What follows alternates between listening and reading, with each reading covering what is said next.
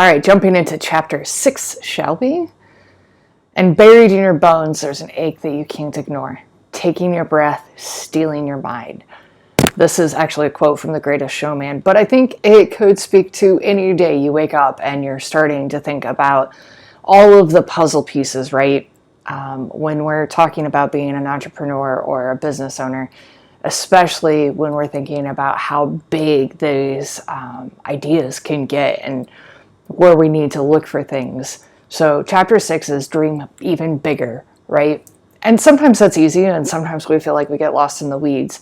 So this is going to be part 2, and we're starting to talk about spaces for lease, starting to talk about what our next option is. So you've heard it before, location, location, location. But how do you actually find it? What happens if you hit heads with your landlord? I lived by the if you build it, they will come mantra from the beginning of my hair and massage career. If I built the space that felt good, they would show up.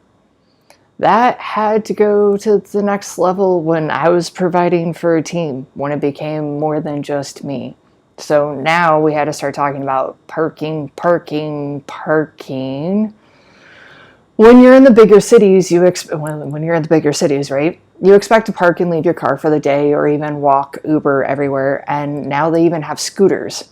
This is considered normal in the larger cities. However, when you come to my humble bumble little town, well, you would never dream of parking more than a block away.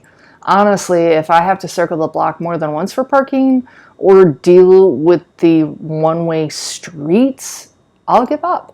Which philosophies of parking is going to work for you? And which one works for your area? And how do you clearly market? 1 year after opening my company, a large development company built a huge apartment complex. This complex took over 40 spaces. Took our 40 spaces down to 8 to share between 9 businesses. Don't know if you did that quick math, but 8 parking spaces for 9 businesses doesn't work, especially when I had 5 employees and myself. I absolutely hated making my team walk the 2 blocks to their cars after standing for 6 to 7 hours. And if the weather was crap or it was dark, I would completely freak out. Now we have a private parking lot attached to our B location. This would never have been in the plan, but the space and parking lot fit into my bigger plan, making life as easy as possible for my team and my guests. So here's some things to think about. Is your location in the same place 5 years from now? What about 10 years from now? Are there tweaks that can be made in year 3 instead of year 1 that would make your company more magical? Are there more locations coming? Do you need multiple locations? Is your location an A, B, or C location? What square footage do you need now? What square footage do you need in the future? Key thing, can you actually do it smaller? Synopsis of locations, just in case you're a little lost about what is A, B, or C. An A location has the most traffic, best parking, and easiest access. Most likely is going to be the most expensive and newest buildings in your area. Step down from that is going to be the B location, usually highly visible and appealing and very well managed buildings. Then you have the C locations. Buildings in this category are likely in undesirable neighborhoods, lacking some of the technological upgrades, and may not have the best infrastructure. But think about if your kind of business needs to be in which location. So do you need to be in a location A, or can you get away with location C? Sometimes an A location an A building will be in a C location. Is it worth the change in rent for you? Or do your guests need to be able to feel a certain way when pulling up to you? Do your surrounding businesses actually give you the feel that you need for your company?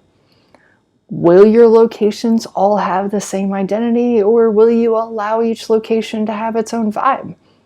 Filling in now whether or not you want them to be your replicas, sisters, or distant cousins at each location will let you build the company with where the tie-ins are, the absolute laws, and where people have the most freedom. The more freedom you can build in, the more loyalty you can create. It will become a natural part of your company's evolution. The idea is to have the company be able to navigate itself. Let me just repeat that for you. The ideal is to have the company be able to navigate itself. Visualizing and writing down where you see the company allows it to navigate itself, even when you don't hold on to these exactly over the next few years. There isn't as much room for fear to guide decisions or fear to take over when the team knows where they're steering. My wife's family owns a place called Hobby Homebrew. It is an online shipping, homebrew, amongst other things, store. They have a physical building where we pack and ship out of. They did not originally intend to really be open to the public, yet homebrewers occasionally find their store in person, more often than I think they realized would happen. Hobby Homebrew did have to check their parking lot to see if semis could bring their stock because they order by pallets. They have also had to add a POS system by the front door due to the foot traffic they have inadvertently created. Hobby Homebrew is invested in its community, and that community likes to pick things up in person. Is it possible that that's going to happen to you? Dunbar's theory suggests that we can only maintain relationships with roughly 150 people. Some can keep up with 100, some up to 200. This is based on how well our neocortex can process relationships.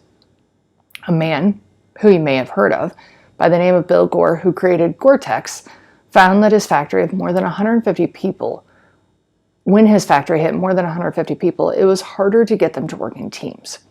There are more restrictive rules and regulations needed to maintain that larger workforce. Why is the amount of employees in this section instead of the culture section?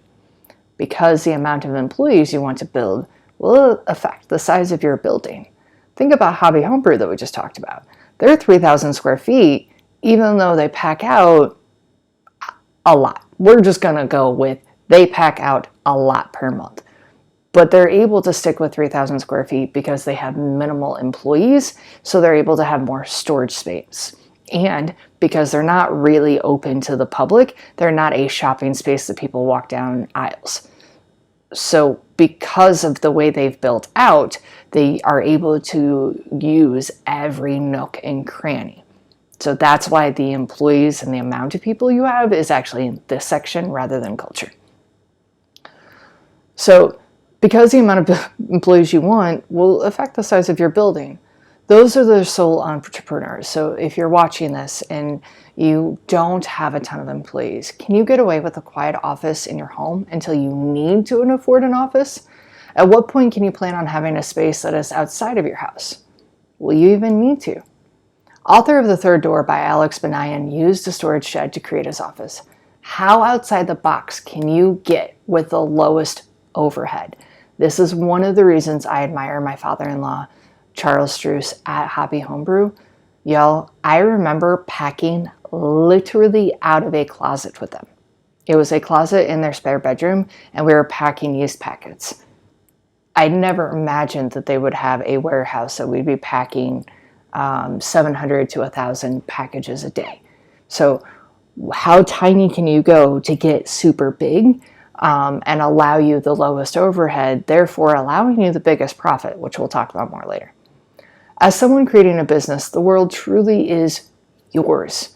Be willing to take it. Be willing to do bite-sized to create short-term compromises so you can hit those long-term goals. All right, thought leaders. These are the questions we need to write down. These are the questions I pulled from the chapter so it's easier for you. Will each location have a different vibe or be exactly the same? How many employees are you going to have in each place? What does your building look like? Even if you skip this chapter because you don't have a brick and mortar store, how can you make it practical to you? If you're going to be completely online based, will you have space to do videos?